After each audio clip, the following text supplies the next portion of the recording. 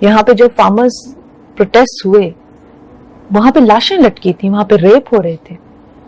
और जब वो किसानों के हितकारी बिल जो वापस लिए गए थे तो पूरा देश जो है वो चौंक गया था। और वो किसान आज भी वहां बैठे हुए हैं। आपकी चुनी हुई सांसद है, चहेती सांसद है, बड़ी लोकप्रिय है आप लोगों के पार्टी में। अगर ये उनका मत नहीं है, अगर आपकी पार्टी का ये मत नहीं है तो निकाल बाहर करिए ऐसे सांसद को। ये मैं हृदय से माफ करने वाली राजनीति अब नहीं चलेगी 2024 में। प्रज्ञा ठाकुर गोडसे की पुजारी को हृदय से माफ नहीं कर पा रहे थे, अब ये हमारा मत कह के पलड़ा झाड़ने हम नहीं देंगे। अगर ये आपका मत नहीं है तो इस देश के किसानों के खिलाफ जिसने इस तरह की बात की है उसको किसी कीमत पर संसद में बैठने का हक नहीं है। नमस्कार साथियों, मैं आपका दोस्त अशफाक अहमद और आप देख रहे हैं देशभक्त चैनल। ये कंगना रनौत ने जिस तरीके से किसान आंदोलन के बारे में स्टेटमेंट दिया था तो उसके बाद में जबरदस्त तरीके से हल्ला हो गया, और इतना ज्यादा हल्ला हो गया कि भाजपा को एक पत्र लिखना पड़ा, प्रेस रिलीज करना पड़ा कि कंगना रनौत ने जो कहा है उसका पर्सनल व्यू है, भाजपा का इससे कोई लेना देना नहीं है। और कंगना रनौत जो है फ्रिंज एलिमेंट। तो कंगना रनौत तो अब सांसद है, लोकसभा की चुनाव जीत के आई है, तो इतना बड़ा पद मिला है और इतने लोगों का वोट मिला है, तो फ्रिंज एलिमेंट कैसे हो सकती है? जब तक वो भाजपा की नहीं थी या फिर भाजपा की सिर्फ सदस्यता ली होती तब तक मान सकते थे कि फ्रिंज एलिमेंट। अब किसी सांसद को आप फ्रिंज एलिमेंट बोलेंगे तब तो फिर मुश्किल है भाई, तब तो सब फ्रिंज एलिमेंट, देश के सभी लोग फ्रिंज एलिमेंट हो गए, है ना। तो ये जो बात तूल पकड़ी है तो इस पे बवाल मचा हुआ है। तो इस पे बड़े बड़े लोग जो है वो सवाल उठा रहे हैं भाजपा कि भाजपा जो है वो या तो ऐसे लोगों को शरण देती है जो, एक तो आपको मालूम है कि मोदी जी जो है वो ब्रिजभूषण शरण सिंह और प्रज्वल रेवन्ना और राम रहीम और भी जितने भी बलात्कारी हैं तो उनको सीधा संरक्षण देती है, उन लोग को प्रमोट करती है।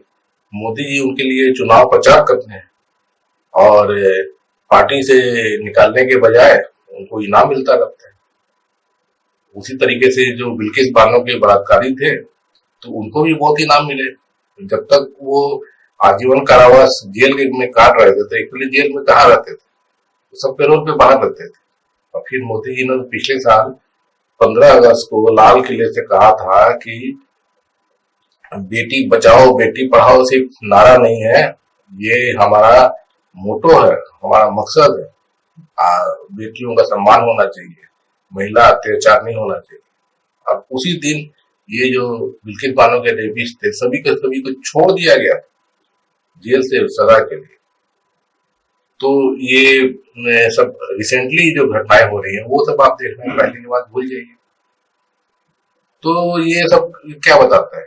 और अभी फिर मोदी जी बोले, अभी 3 दिन पहले ही बोले कि जो देश में बेटियों के साथ में अन्याय हो रहा है, बलात्कार हो रहे हैं, तो ये बहुत गलत है और बलात्कारियों को बख्शा नहीं जाना चाहिए, इस तरह का बात कर रहे हैं।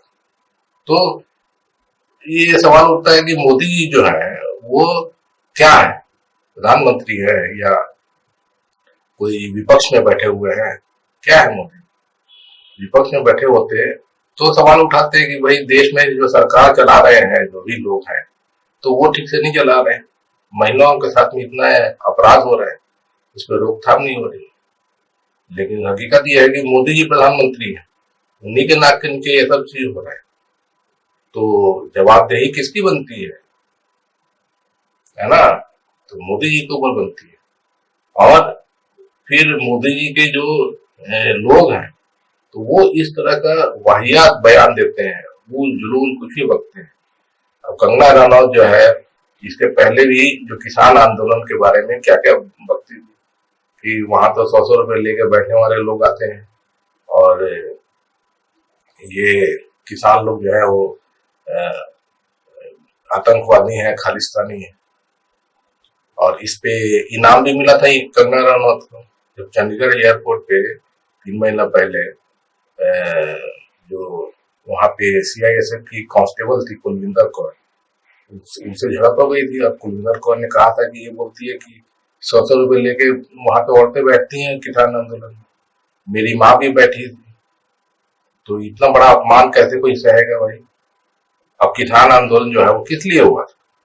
तो किसान आंदोलन हुआ था कि मोदी जो है काले कानून लेके आए थे, और काले कानून जो थे किसानों की जमीन जायदाद हड़पने के लिए बनाया हुआ था कि मोदी जी कितनी तरह से हड़प लेंगे। तो किसानों ने आंदोलन किया था, और बहुत बड़ा, दुनिया के सबसे बड़ा आंदोलन, सबसे लंबा चलने वाला आंदोलन था, और वो भी पूरा शांतिपूर्वक। तो उसमें ये जो बोल रही है कंगना रनौत रेप हो रहे हैं, तो एक रेप जरूर हुआ था, बंगाल की कोई लड़की आई थी, उसका रेप हुआ था, लेकिन कौन किया था? किसान आंदोलन से जुड़े हुए लोग नहीं थे, वो कोई और लोग थे। और हत्या का बोल रहे हैं, तो एक हत्या जरूर हुई थी, लेकिन वो किसान आंदोलन से वहां भी लोग जुड़े हुए नहीं थे, वो निहंग जो सिख होते हैं उन लोगों का काम था। किसान आंदोलन से जुड़ा एक भी किसी ने कोई गलत काम नहीं किया।